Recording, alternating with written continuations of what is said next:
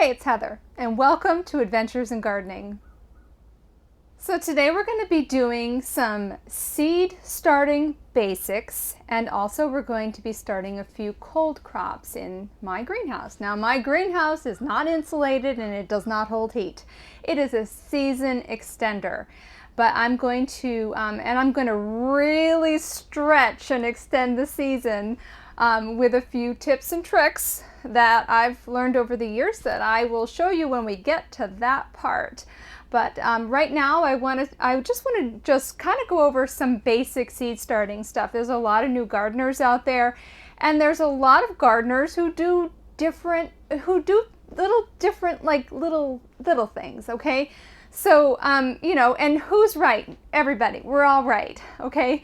You just do what works for you. So I'm going to show you the differences between the two different seed starting soils that I use, as well as how I prepare a tray before I plant seeds right now for really early crops.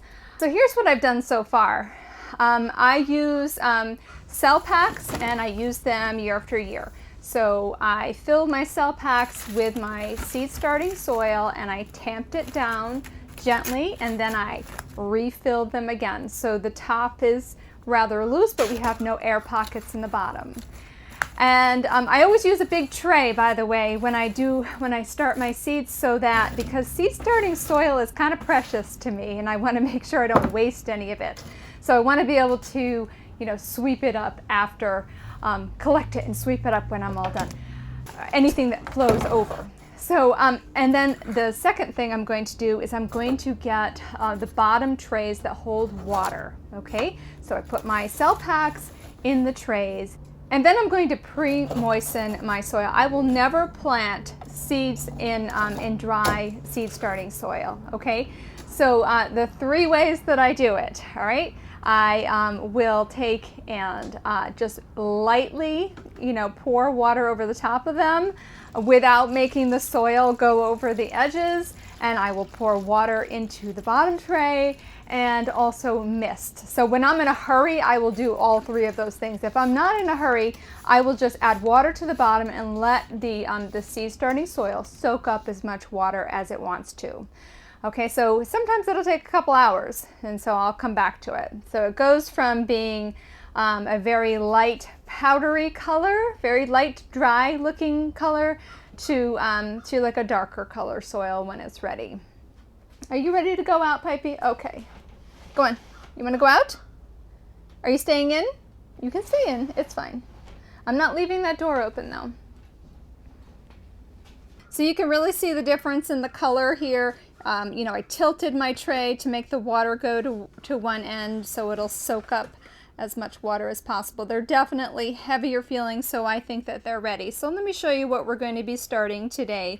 We're going to be doing Mizuna, broccoli rabe, this kale, which I grew last year. These are, it was delicious. And we're also going to be doing not bok choy. This is not bok choy. I believe it's pak choy. This came from my garden friend Julie. Julie, if you're watching, you can leave a comment and what the name of that is that I grew last year, that you grew last year, that you sent me seeds, but it was super easy. So these things are cold crops, okay? So I would not be starting anything else but cold crops in here, and I'll explain later how I'm going to make sure that they're going to be okay. So, but let's take a look at the other things that are in the greenhouse here. I have some forced tulips. I bought these last year at Walmart. They had them on clearance. They were like, I don't know, 50 cents a pot, something like that. And I enjoyed them through the last blooms, and then I just put them in these pots. So those are starting to come up, and just to give you an idea, anything I do in here, this is cold weather growing. So the plants have got to be cold weather loving. And I started these plants that are in here the first week of October. Okay, this is my sanguine lettuce. Isn't that pretty? Super pretty. And you could see they were all started at the same time, but what happened was a tomato plant laid across the top of this and stunted these three. So if you're going to do, so what's the point? Okay, because I am not harvesting any of these lettuce, honestly. What's going to happen is the weather's going to take a turn come March, and this is going to be very, very early food for us, much earlier than I could get outside. That's the point. So they kind of sit. I mean, you know, I'll take a few leaves here and there of the arugula, which we'll go down and look at that in a minute. But it's kind of just sitting and waiting for the spring to come, and so I will have salads, garden fresh salads, very, very early, and then these guys will start to grow. All right, but they've done nothing. They've done nothing but sit here like this. I have this is the Marvel of Four Season lettuce. You can see a few of them here. We're not happy. I think it's because this is very, very heavy. I think it's very, very wet. But you know, mostly it looks really good. And here is the arugula right here. So you can see it's cold. It's gotten cold because it's been down to about 12 degrees in here. And the ones that I cut, look, it didn't like that. The ones that I didn't cut look absolutely fine. And like I said, they will be very early salads for us. On this side, I've got some rosemary and some more pots of arugula.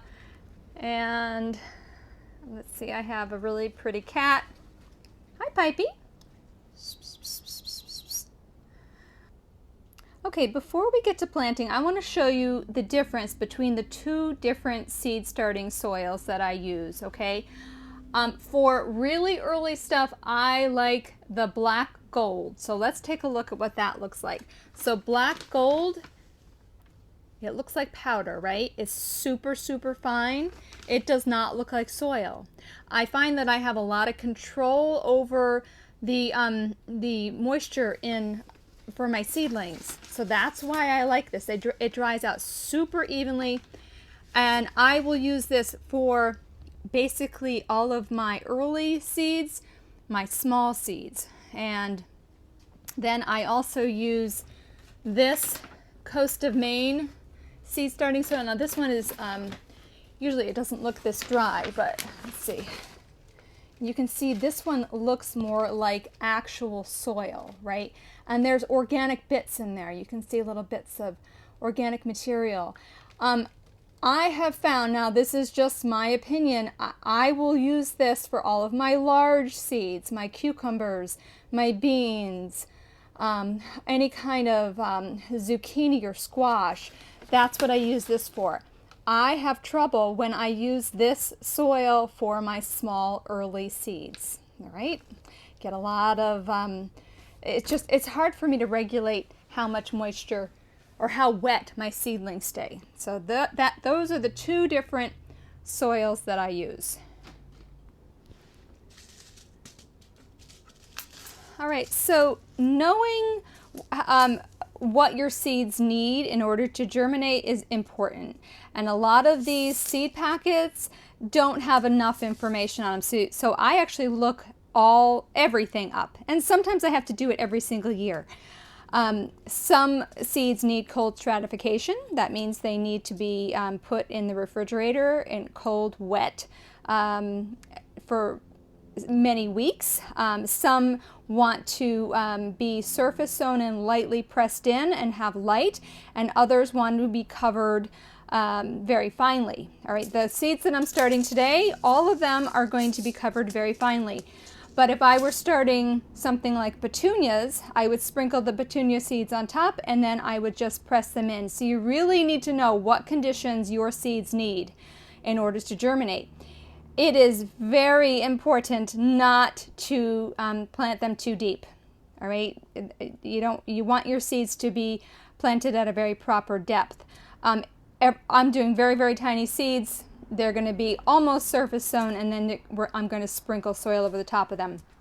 Now, something that never tear the top. Okay, this is now maybe you do it and it works for you, and that's all well and fine. But these seed packets are fantastic if you if you just open them like this, okay, and that little strip, the little stickiness on the inside actually slows down your seeds, okay? So you're doing the tap, tap, tap. Can you see? Yeah. And then you have control. It kind of just makes them walk the plank. All right? And if you tear open your seed pack, you don't have the same control. That's just my 2 cents. Kind of a pain when you're dealing with, you know, these kind of packs here, but anyway. Okay. So I am going to, this is Broccoli Rob, and I need a tag.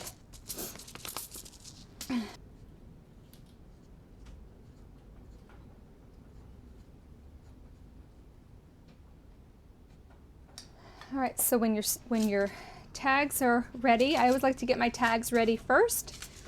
And I am going to put 3 seeds per cell. That's how I'm going to do these. And I'm planting 4 things, and so I'll do 2 packs of everything.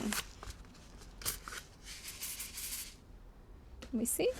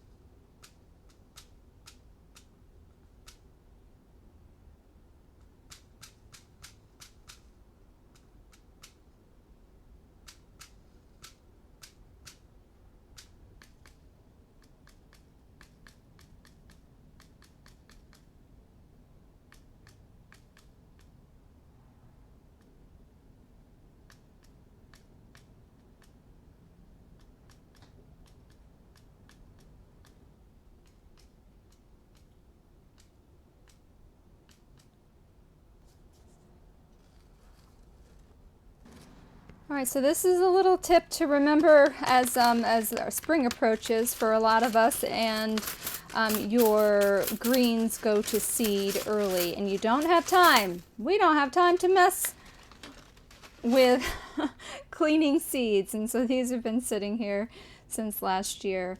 So my dried seeds are still inside. I will try not to make a huge mess. So this is going to slow me down today, but that's okay. So I will break my pods open. Now I could go inside and sit at the table and put them all in a nice neat little envelope, but I'm not going to do that. So I'll just make this just take a little bit longer. See all the seeds in there?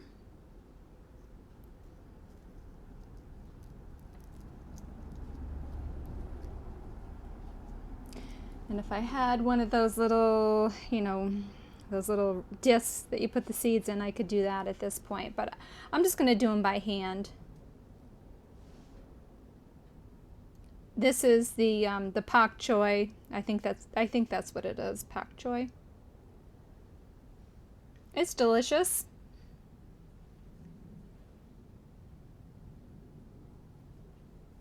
And there's like 3 to 4 seeds in each one of these. So that took up a 6-pack, and I mean, obviously I have enough seeds for a very long time.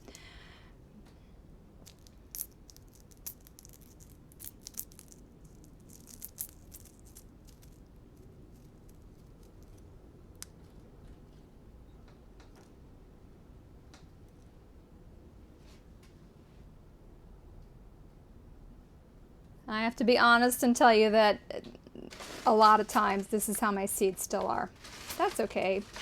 So I will just carefully put them back in the bag. Now one thing that I've learned that I'm not going to do it outside here is I can take the whole bag and crush it, like, you know, really beat the bag, and the seeds will fall to the bottom. Not going to do that right now though. So before I cover my seeds very lightly, I'm going to get the water out of this tray. So I'm just going to move all of these out. And I always do my seeds like this. This is how I do them, so I have to keep these guys together.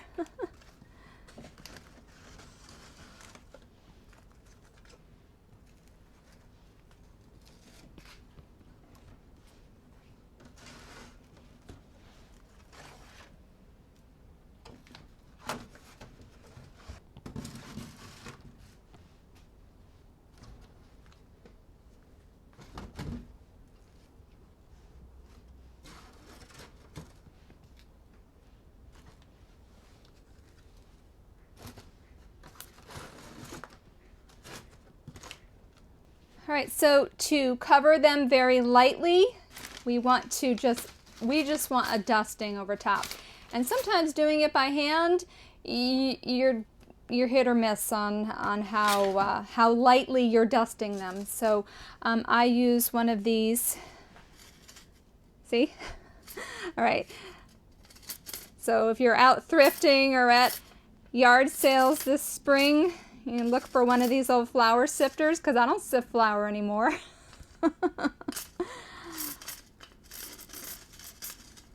You just want to make sure that your soil is not too dry, because you can breathe this in. And yeah, I've choked a couple times.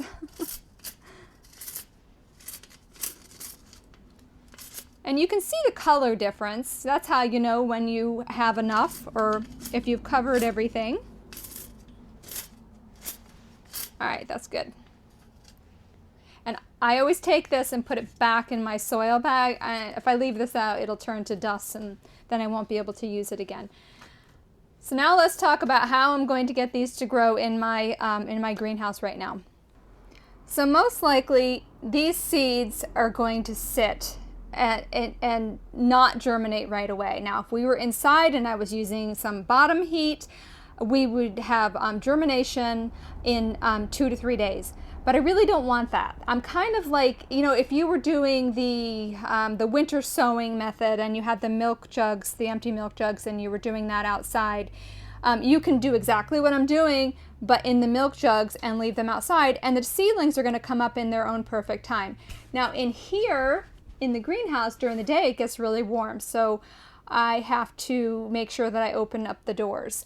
I don't want them to germinate too fast, but these are gonna, most of these, I think all of these are going to be a lot like the arugula, okay? And they're going to like it cold out here. So I just have to make sure it doesn't get too hot in here. But to put it in perspective of where we're at right now, this is my minimum maximum thermometer here. I bought a second one. It's coming in a couple of days. But you can see, since I last reset it, the minimum temperature has been 15 degrees. Right now it's 61, and at the warmest it was 83. Now, what I'm going to do is I'm going to try, what is it, the 4-season gardening method of layering plastic. So where's my plastic at? All right, so I read about this. Is it Eliot Coleman? Yes, it is. Oh, I'm so glad I remembered his name. Eliot Coleman, I will have to read up and refresh my memory on how many degrees we're talking, or at least he thinks that, or he has proven that each layer of plastic is going to provide for protection. So this is how I have done it in years past. So this is layer number 1. So if it's going to be in the teens, I will probably come get this one tray and just bring it inside. But if it's going to stay in the 20s, I'm going to do this. So this is layer number 2, and I will close these vents. And of course, I'm not going to leave these on right now because the sun is still shining, okay? So during the daytime, we will cook everything inside, so I have to be very careful. And layer number 3 is going to come from this insulated row cover, okay? So that is how I'm going to try it. So I bought a second thermometer. I'm going to put the second thermometer inside, and I will report back to you all and let you know how it's working out. You know what's been very helpful to me is to set alarms for morning and for evening. Because you will just be kicking yourself in the butt if you forget, if the sun is out in early morning and you forget to take all the layers off and you cook your seedlings. Yeah, I have done that. I am so upset with myself when it happens. So set an alarm for morning to take your layers off, and then set an alarm for evening to put them back on, so that you actually a little bit before the sun sets, so that you keep as much of the heat as possible in your tray. So it's been a week since I planted those seeds, and I wanted just to wait a little bit to give you some progress on my experiment of actually keeping track of the daytime, nighttime temperatures with the 2 layers of plastic and the cloth. Now, before I tell you the results, okay? Now I've been doing this for quite a while, and I've done it in different ways, okay? So I know that it works, but I've actually never measured my progress or measured the temperature difference, okay? So this was eye-opening for me. And before I go into details, so I mentioned Eliot Coleman, and he does the 4-season winter growing. Forgive me, I don't know the name of his book exactly. All I know is he is a gardening icon. And if you want all the details for how he does this, go to Joe Gardner's episode 88. And you can read the transcript and listen to the whole podcast because it's really fascinating. Now, I am only using his concept because what he does is he actually plants in the ground, okay, and does the 2 layers, and I'm pretty sure he said when he goes to 3 layers it blocks too much sun. I'm using a 3rd layer at night. I'm not planting in the ground though, so this is not apples to apples, okay? This is kind of just using what a trailblazer like him it has done and how it worked. And he says for every layer of plastic, it is like moving your garden or your seeds 500 miles south. That's a big deal. But I'm not planting in the ground, I am just planting in my cell packs. So I will show you. So I did it 2 different ways because it was really interesting.